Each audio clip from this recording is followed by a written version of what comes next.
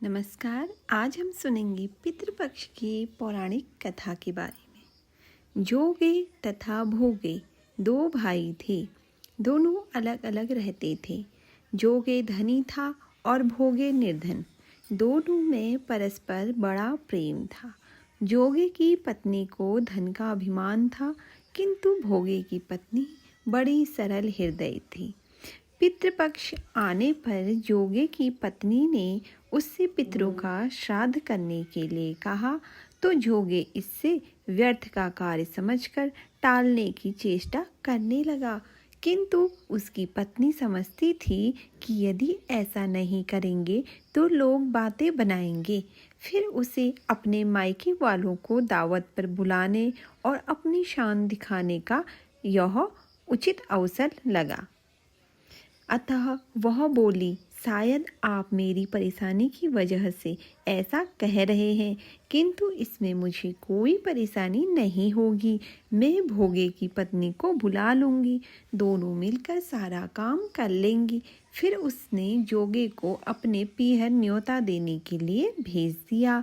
दूसरे दिन उसके बुलाने पर भोगे की पत्नी सुबह सवेरे आकर काम में जुट गई। उसने रसोई तैयार करी, अनेक पकवान बनाए, फिर सभी काम निपटाकर अपने घर आ गई। आखिर उसे भी तो पितरों का श्राद्ध तर्पण करना था। इस अवसर पर जोगे की पत्नी ने उसे रोका, न वह रुकी। शीघ्र ही दोपहर हो गई। पितृ भूमि पर उतर आए। जोगे भोगे के पितृ पहले जोगे के यहाँ गए तो क्या देखते हैं कि उसके ससुराल वाले वहाँ भोजन पर जुटे हुए हैं। निराश होके वे भोगे के यहाँ गए। वहाँ क्या था, मात्र पितरों के नाम पर अगियारी दे दी गई थी। पितरों ने उसकी राख चाटी और भूखे ही नदी के तट पर जा पहुँचे। थोड़ी देर में सारे पितृ इकट्ठे हो गए और अपने अपने यहाँ के श्राद्धों की बड़ाई करने लगे। जोगे भोगे के पितरों ने भी अपनी आप बीती सुनाई।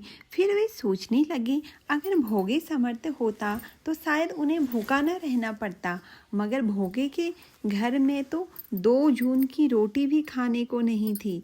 यही सब सोचकर उन्हें भोगे पर दया आ गई। अचानक वे नाच नाच कर गाने लगे, भोगे के घर धन हो जाए, भोगे के घर धन हो जाए। साँझ होने को हुई। भोगे के बच्चों को कुछ भी खाने को नहीं मिला था।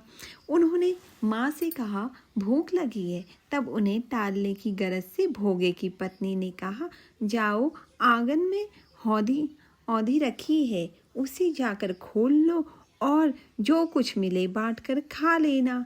बच्चे वहाँ पहुँचे तो क्या देखते हैं कि हौदी मोहरों से भरी पड़ी है। वे दौड़े दौड़े माँ के पास पहुँचे और उसे सारी बातें बताई।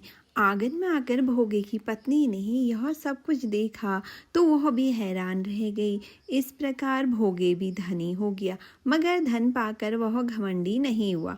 दूसरे साल का पितृपक्ष आया। श्राद्ध के दिन भोगे की स्त्री ने 56 प्रकार के व्यंजन बनाए, ब्राह्मणों को बुलाकर श्राद्ध किया, भोजन कराया, दक्षिणा दी। जेठ जेठानी को सोने चांदी के बर्तनों में भोजन कराया। इससे पितृ बड़े प्रसन्न और तृप्त हुए।